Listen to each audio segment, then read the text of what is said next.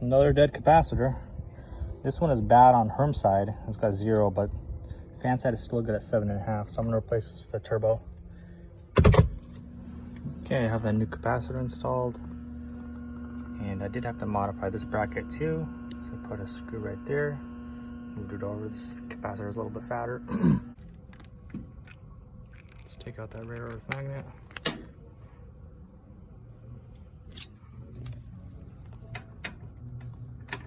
Oh, yeah, definitely engaged. Oh, I want to give it a little puff. Oh, great.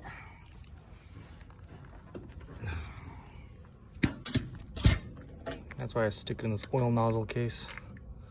Protect it from cracking and sticking everything. So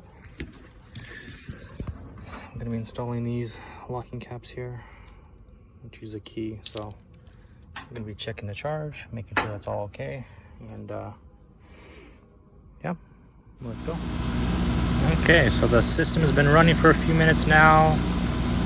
Subcool target is 8, and we're looking at about a 10 degree subcool. Superheat's what concerning me. It's kind of low, so it might be an uninsulated TXV bulb. I have to take a look at that. And refrigerant charge looks pretty good. Might be slightly overcharged. Hard to tell, really, without having a good superheat. So if we have a good superheat, that would increase our subcooling actually, if it's letting less refrigerant into the indoor coil, and that would drive the subcool even higher. So that's why I'm saying it could be slightly overcharged.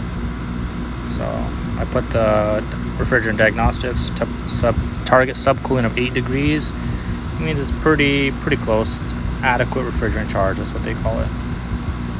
So screenshot that, and you can see these caps are on there quite a bit better versus the old one. Well, I was just wiping off all the debris on the top, and I saw that, so I just decided to look up, and I don't know if you can see that or if that's coming through, but that intake is completely clogged. I think that's for makeup air. That should definitely be cleaned. I'll pull the filter door off.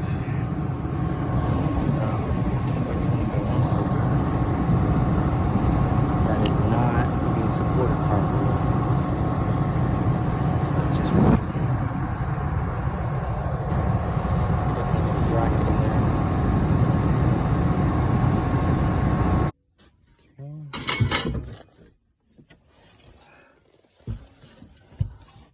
See that filter?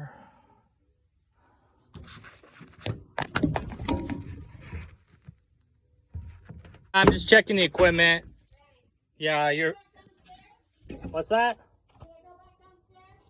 You can if you want. I'm gonna have to replace the air filter. It wasn't in there right. They did it wrong? No, it looks like there's no support for it. Oh. So it gets sucked in and it just doesn't. Okay. Yeah. So I'd recommend like having supports added for that, because when the furnace kicks on, it just sucks it right in, so it doesn't really sit right, you know.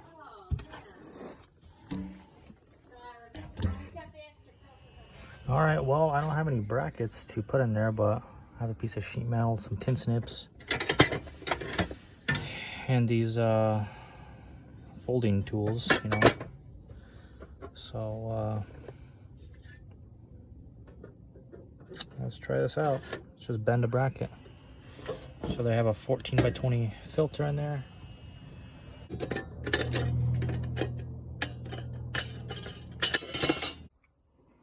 Okay, so got 2 metal brackets, and I'm gonna be installing these. And what I like to do is pre-drill the brackets. I've done this enough. Okay, I have that top bracket installed. Just like that. Well, that is just great. filter doesn't even fit in there. No one really shoved it in there. This thing's gonna have to go sideways. The bottom's gonna have to come this way. I'm gonna have to cut out more chunk of that insulation. Okay, so now the filter sits in there at an angle. You can see just like that.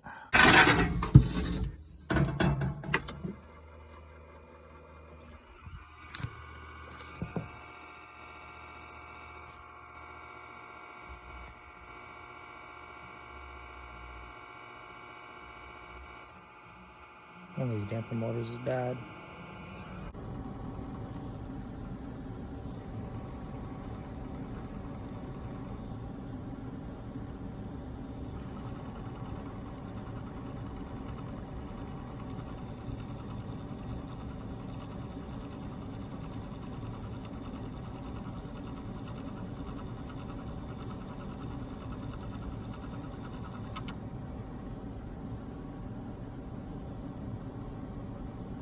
Okay, let's release this.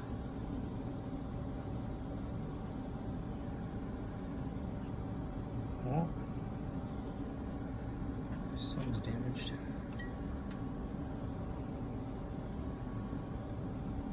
Yeah, they need a new damper motor. I'll have to check that one. I don't think it's connected. Okay, this damper is actually closed. You can see that.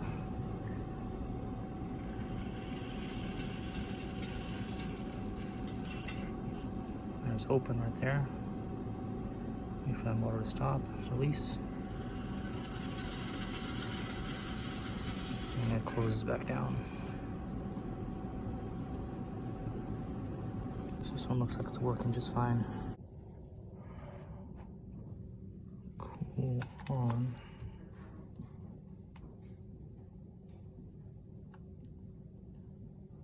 Cool stage 1 on, fan on. That's just fantastic. It says cool on, but compressor's not on. I don't hear that contactor getting sucked in. I don't hear nothing. I'm gonna go check the attic. See if there's 24 volts. Yeah, that might make up here.